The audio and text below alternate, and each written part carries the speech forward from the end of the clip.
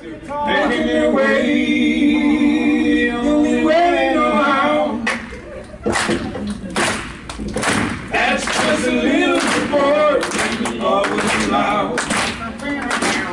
Just a good old boy, and wouldn't change if we could. Take it easy, buddy. Still be fighting the system like two modern day Robin Hoods. Step up, baby, yee-haw.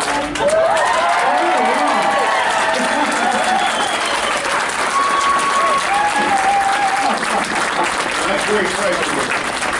Tom just had adenoid throat singing. Tom does a lot of Broadway stuff, so Tom sings all the time. And when you sing all the time, you wind up not necessarily. I got something with my vocal cords that I had to have. Yeah, so he was under the knife. About a month ago. Yeah, so. If I'm sounding husky, I'm still on my way back, but I'll be back. On my way back. Sorry. To you, baby. John, Tom. Yes. Oh, it's a fine pleasure. Whatever. Everybody. Here's everybody. Kent. And what was your name? What? Smallville, what was your name? I forget. Senator. Senator. Wow.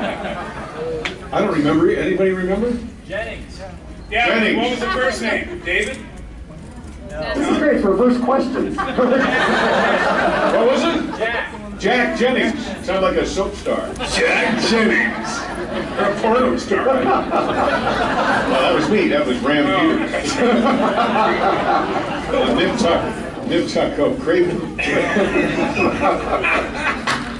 Anybody under the age? Yes, there are. No, okay, yeah. We were talking about, I played Ram Peters on Nip Tuck. That's right. And they said, There's a name. There's a name for you. The only name better or worse than that for, I was a owner of Penetrate Video. Would be my biggest competition was another producer named Craven Moorhead. And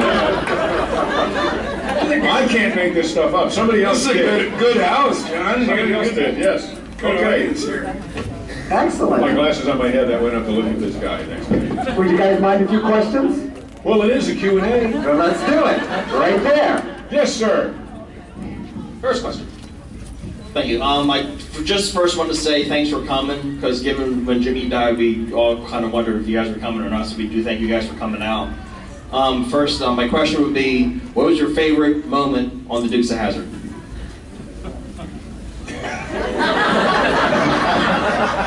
Start out easy. Apart from the whole thing. I think it'd be hard to explain because when you do a television show, there's a lot of, it's very technical. It was a lot of fun, but there's a lot of stuff going on that you don't see, or would be really boring to watch. But there's a thing called this Denver Pile story. Okay. Where there's you're not supposed to put a handle on. A handle is a mark. Denver said, a handle is a mark of a lazy actor. Because I think a handle is like when you start a line with well, or I think that what it is your mouth is saying something while your brain is trying to think of the dialogue. Jimmy Stewart made it. What do you mean? Or who else? John Wayne. Well, I tell you, yeah. So we had a scene, and I think I was supposed to say, "Let's go to Capital City," and I said, Luke, I think we ought to go to Capital City, and Luke's response was, "Sure, why not? Let's go." Well, Bo, I think we better hurry, something like that. And then Denver had the next line. Uncle Jesse had the next line, and he was directing that episode. And he said, "Cut, boys, you can't put handles, lazy. So, you're right. Sorry. Roll. Okay, take two. Marker." So Bo says, "We need to get to Capital City. Let's go right now." Denver Pile, Uncle Jesse says, "Well, boys." And another time, same guy, we're doing a scene, and I come up with an ad lib late in the scene, something I thought was funny, like the doors all closed on the new cars, an Auto Trader commercial. That was him, you made that up. Anyway, I made up this line that I thought was pretty good, and we got to shooting the scene, and Denver took it before I could get there. He did? He stole the, yeah. He stole your line? He stole the laugh line. Anyway, that stuff is a lot of fun. Working with John, we did things where we would sit in the car and they would have a screen behind us, you know, where the countryside's going by and we're acting like we're in Hot Pursuit or something. And those days were an awful lot of fun. We sang all day long. Yep, we have a ball. We have a great time. How about the time you were riding that like horse that was a barrel with a horse's head on it?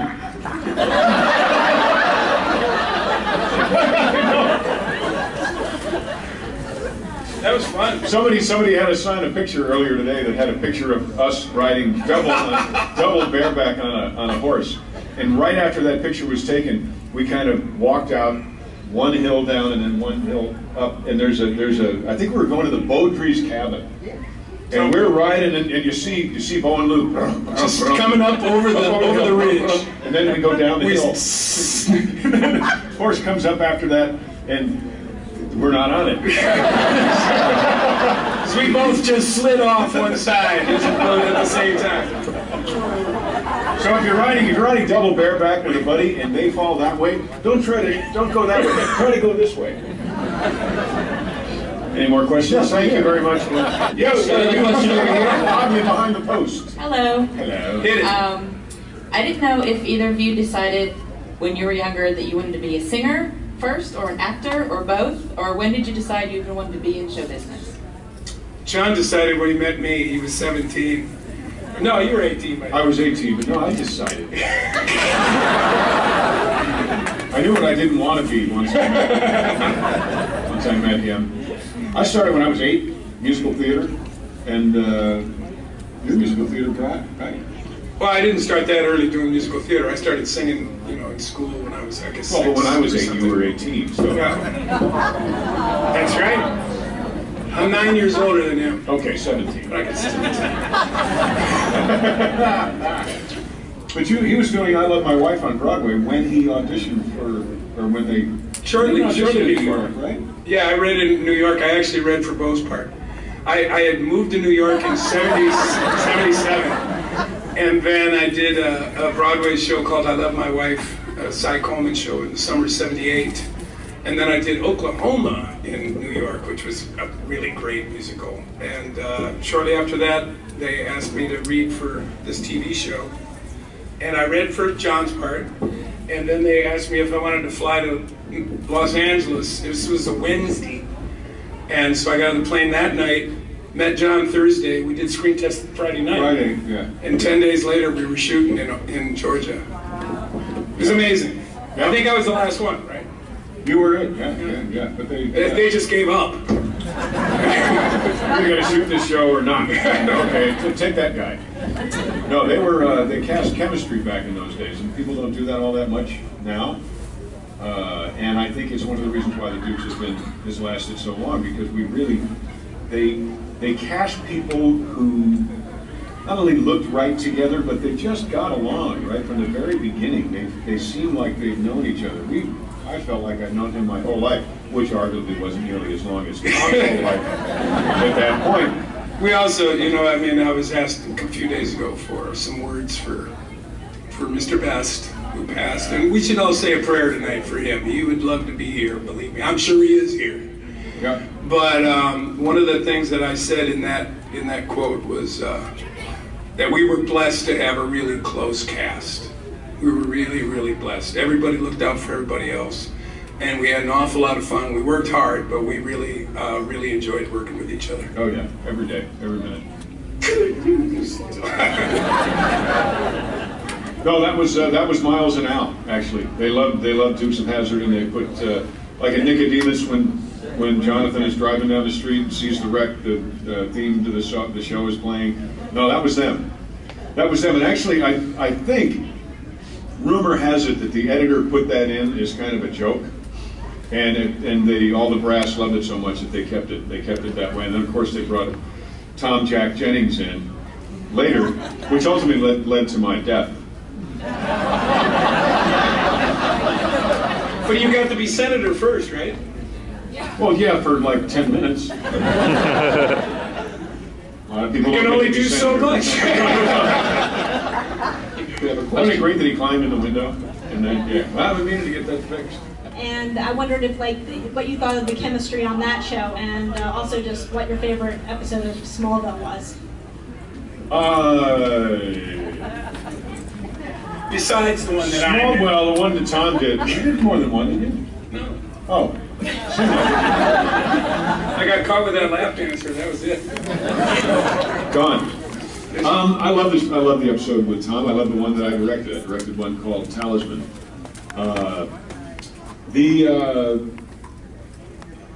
It wasn't the same thing, except for, oddly enough, between myself and Michael Rosenbaum. Everybody got along, but there wasn't because Smallville was more of a show where something would happen at the farm, and then the story would go over here and go over there. So, in Dukes, everybody was part of every story, so we worked with each other all the time. Especially we were part of every story. Yeah. And whenever we went somewhere that Boss was involved in, Roscoe was there too. So I mean, and then Daisy would come in, and then Uncle Jim. So all that would happen, and Sonny be there. So that was a recipe for more camaraderie.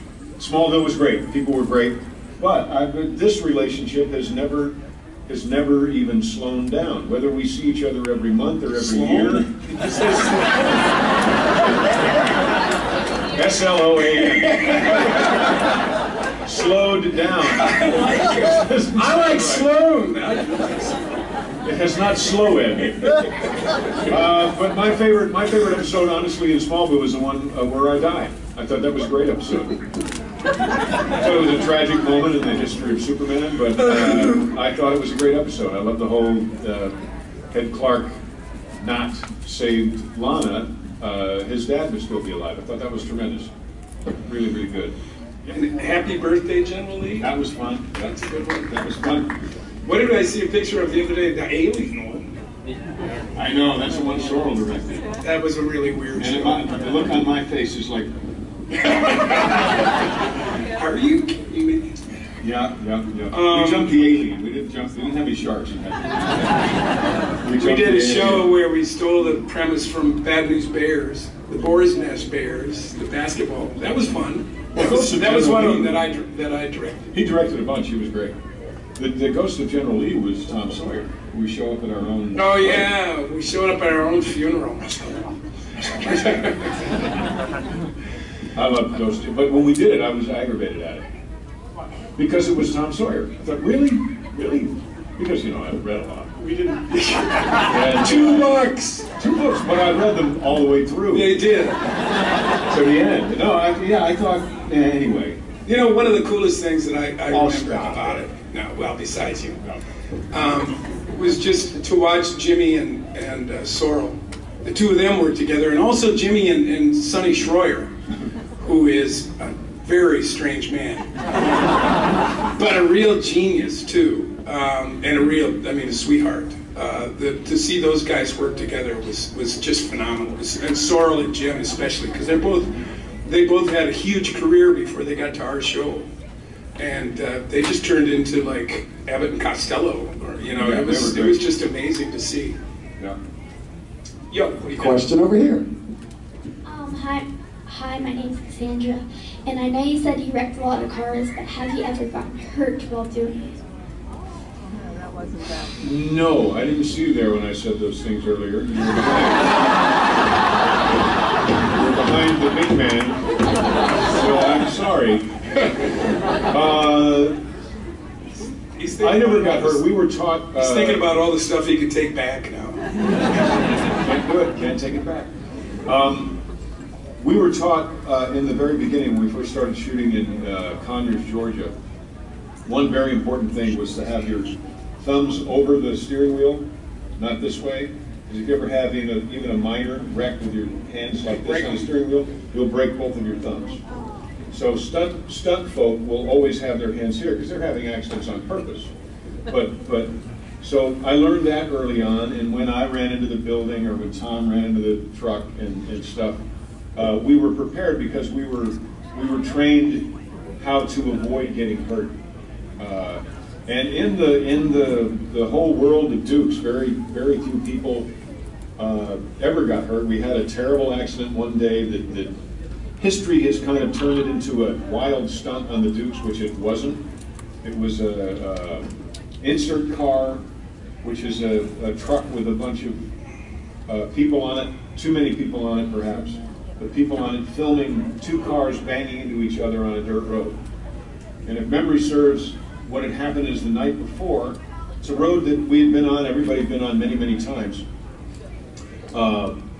which is why they say most accidents happen close to home, because you don't think anything's going to happen close to home, so bear that in mind when you start driving. She's driving already. Yeah. But the road had gotten rained on the night before, and the road was very rutted. And when they came down the road, about 30 miles an hour, not crazy. We did crazy things on Dukes, and never hurt anybody. And this was a very run-of-the-mill day, a very run-of-the-mill easy shot. Let's do this and go to lunch. And the insert truck with a bunch of people on it, very top-heavy, hit a rut and flipped over. And it was very bad because we lost somebody that day. And then several years later, somebody that was on that vehicle, we lost them too because of injuries that they sustained during that wreck that never should have happened and was nobody's fault. It was just one of those weird things where you go to the mailbox and you fall down the stairs, and that's the last thing you do. I mean, it's very, very strange. So when you drive, be very careful, especially close to home, okay? And don't text and drive. We'd be driving around too, and John would be sliding around the car, and I had my coffee in there. I would spill it. Oh yeah, he would spill it. We had so much fun. We had so much fun. It was ridiculous.